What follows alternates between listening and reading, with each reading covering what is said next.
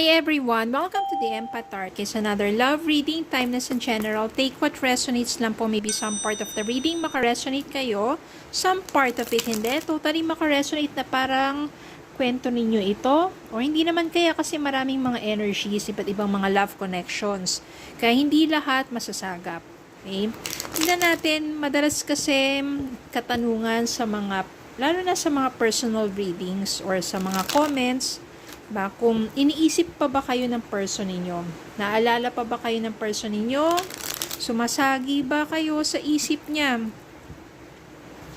Tingnan po natin ang mga mensahe. Take what resonates po ulit, okay? Spirit guys, send me messages. Iniisip ba sila ng person nila? Naalala ba sila ng person nila? Sumasagi ba sila sa isipan ng person nila?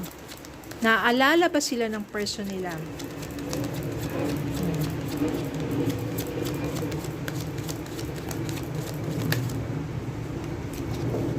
Okay, send me more messages sa Spirit Guide. Naisip ba sila ng person nila? Naalala ba sila ng person nila? Sumasagi ba sila sa isipan ng person nila? Ano pa kaya ang energy ng person nila towards them? Yung thoughts and feelings towards them. Okay, I think enough ng mga ito, mga energies na to. Let's see. Actually, ito yung unang lumabas. Five of Wands. Conflict. Four of Swords. The High Priestess. The Moon. Nine of Swords. Page of Pentacles. Three of Swords. And Eight of Pentacles.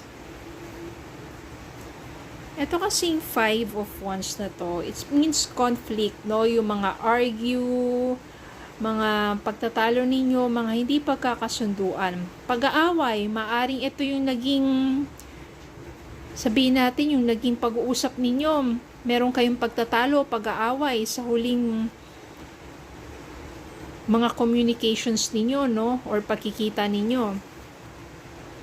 Tapos, nandito yung Four of Swords. So, ibig sabihin nito parang minsan na stress, no, yung person mo, kakaisip, no, yung sa mga mental overload to yung kakaisip sa mga nangyari sa inyong hindi maganda. Kaya minsan parang gusto niya lang magpahinga yung emotional distress niya, no. Parang ayaw niya munang balikan yung mga ganong stressful na mga alaala ninyong dalawa. Yung High Priestess dito, ibig sabihin yan, yung person mo, unti-unti nagkakaroon ng emotional stability. Kahit din ikaw, maaring pinapalipas yung panahon, kasi mahirap kasi kapag punong-puno ka ng emosyon, yung meron kang inis o galit to sa person mo, marami kang mga hindi magagandang bagay na masasabi. Kasi full of emotions ka lalo pag galit ka di ba? Ganon. So, maybe ito, kinakalman niya ang kanyang sarili, maaring ikaw rin naman, ganon din yung energy mo. And you are listening deeply within yourself. Big sabihin yan, no, parang pinakikinggan mo kung ano sinasabi ng puso't damdamin mo. Kailangan mo lang kumalma.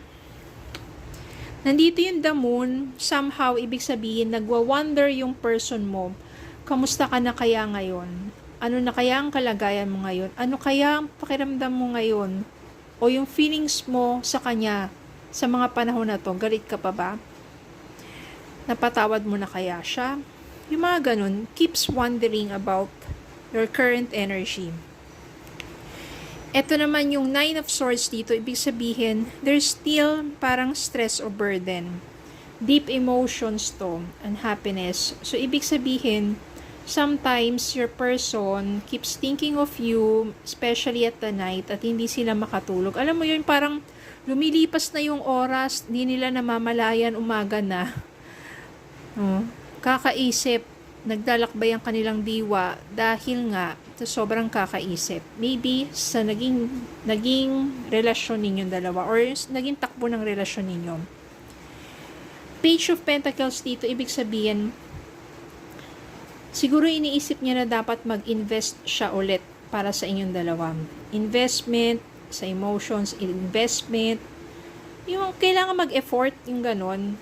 Pakita niya muli na karapat dapat siya muli para sa'yo. Iniisip niya yan, mag-offer sa'yo, yung peace offering, parang ganon yan eh.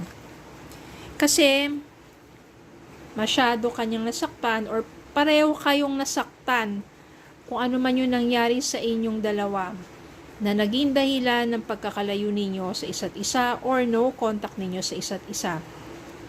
Heartbreaks. No? Etong pagtatalo na to, may mga nasabing hindi maganda, may mga nagawang hindi maganda, leads into heartaches. Tapos, nagkalayo. Pero nandito yung 8 of Pentacles. Ibig sabihin, ayan o, nakalagay dyan, patience. So, parang, pwede rin naman na yung person mo ay gumagawa na ng mga paraan, hakbang. No, kailangan lang maging mapagpasensya kasi gusto niya unting buuin. Kung makikita mo dito, inaayos niya yung isa, sinasabit niya doon, so unti-unti niyang gustong buuin ulit, building. Yan. Ang inyong relasyon. So, slowly but surely. Parang ganyan yan. So, kung doon sa katanungan natin, iniisip ba kayo ng person ninyo? Naalala ba kayo ng person ninyo? Yes. Naaalala niya yung mga hindi magandang nangyari sa inyong dalawa at yung sakit? Yes. Iniisip ka niya? Yes. Nagwa-wonder siya kung kamusta ka na ngayon. Kinakalma niya lang yung sarili niya at naging patient. Yes. Iniisip niya na mag-invest mulit or mag-take ng effort for peace offering. Yes, iniisip niya rin na unti-unti na sana mabuo ulit kayo.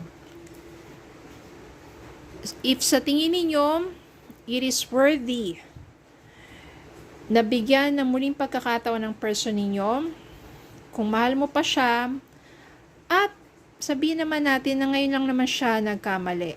Bakit hindi? Again, walang masama sa pagbibigay ng panibagong tsansa, especially kung ngayon lang naman. Pero iba ang usapan kapag paulit-ulit na at nawawalan ka na ng respeto sa sarili mo. Ibang usapan yon, hindi na maganda yon. Palayain mo na lang yung sarili mo. Okay, pero kung ito, ngayon lang naman, bakit hindi mo bigyan ng pagkakataon?